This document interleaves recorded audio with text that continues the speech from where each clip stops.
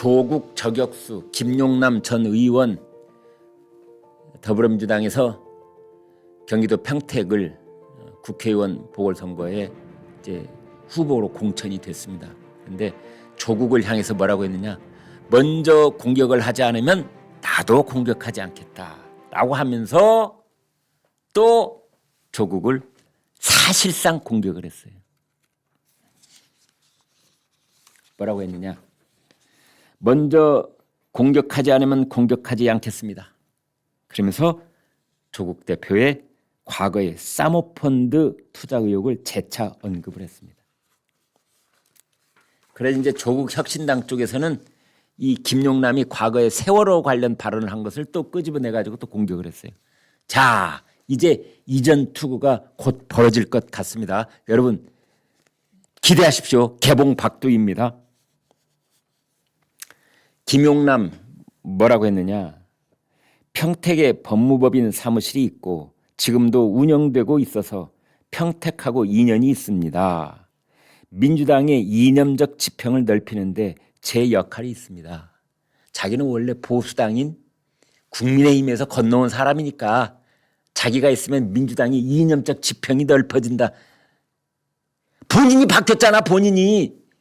민주당의 이념적 지평이 넓어지는 게 아니고 본인이 카멜레온처럼 옷을 바꿔 입은 거 아니냐. 이렇게 이제 국민의힘 쪽에서는 비판하고 있는 거죠. 그리고 이제 과거에 조국 대표를 비판한 것에 대해서도 제가 지적했던 이른바 조국 사모펀드는 이야기하면 할수록 조국 후보에게 불리해 줄 수밖에 없다. 이러면서 조국 사모펀드 이 얘기를 자꾸만 끄집어내고 있는 겁니다. 조국은 뭐라고 했느냐? 공격하지 않으면 공격하지 않겠다라는 이 김용남 발언에 대해서 흑색 선전이나 허위 비방하는 것은 옳지 않다. 당연히 저는 하지 않을 것이다. 이런 말을 했네요. 그런데 지금 이 조국 혁신당에서는 지금 약간 불쾌한 기색이 역력합니다. 왜냐하면 평택을 민주당 의원의 그 귀책 사유로 거기가 지금 공석이 돼 있는 자리니 사실상 무공천을 하라. 이제 이게 조국 쪽에서 이제 은근히 이 테이블 밑으로 청구서를 지금 내밀었던 거 아닙니까? 그런데 정청래 대표가 여발한 듯이 그것도 조국 저격수를 공천을 떡 갖다 놨으니 정춘생 혁신당 의원이 뭐라고 했느냐? 다른 사람도 아닌 조국 저격수를 공천한 민주당, 이게 이재명 정부를 함께 만든 우군이 맞느냐? 그랬습니다. 강경숙 혁신당 의원, 김용남 의원에 대해서 정치적 노선의 급격한 변화, 상대방에 대한 원색적 비난, 자신의 발언을 스스로 부정하는 행태를 보여왔다. 2015년 세월호 특조위를 향해서도 세금 낭비라는 비수를 꽂은 적이 있다. 그런 말을 했습니다. 그래서 여기가 평택을이 굉장히 재밌어지는 지역이 되고 있는데요. 여기에 여러분 6명이 나올 가능성이 있습니다. 6명. 더불어민주당의 이제 김용남, 그다음에 국민의힘의 삼선 의원 유의동, 그다음에 조국당의 조국, 그다음에 진보당의 김재현, 그다음에 자유와 혁신당의 황교안. 이제 여기까지는 이미 다 확정되어 있는 사람이고, 그리고 이준석 대표의 개혁신당에서도 여기 후보를 낼 가능성이 있습니다. 그러면 6명이 됩니다.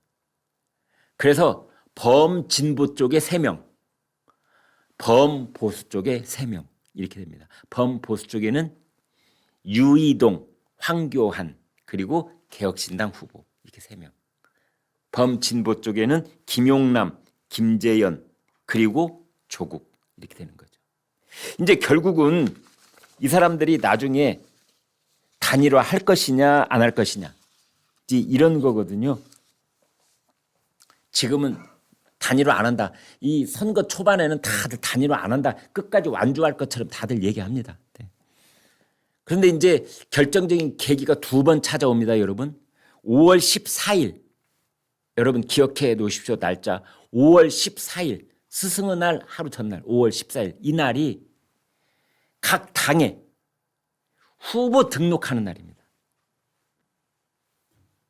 지금 뭐 후보다 하는 거는 그냥 각 정당이 자체적으로 우리 당 거기가 우리 후보는 누구야 이렇게 밝히고 있는 거고 중앙선거관리위원회 후보 등록하는 날은 5월 14일. 그리고 그로부터 일주일 뒤인 5월 21일 그날 본격적인 선거운동이 시작합니다. 본격적인 선거운동이라고 하는 것은 그렇습니다. 이 트럭 뒤 반절 잘라가지고 거기 무대 설치해서 이 자기 선거구 막 돌아다니면서 이 가두 방송하는 거 있죠? 이거 하는 날. 이게 5월 21일입니다.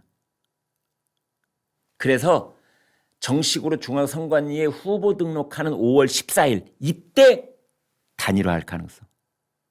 아니면 5월 21일 이때 단일화할 가능성. 그래서 아마 범진보 쪽하고 범보수 쪽이 다 눈치를 보고 있을 겁니다. 눈치 싸움. 그리고 이제 결정적인 건 지지율. 그래서 이쪽에도 선두주자가 있을 거고 이쪽에도 이제 선두주자가 있을 텐데 그 선두주자를 중심으로 해서 단독으로는 가령 30%가 넘지 않는다. 뭐 이런 조사가 계속 나오면 단일화 얘기 나올 겁니다.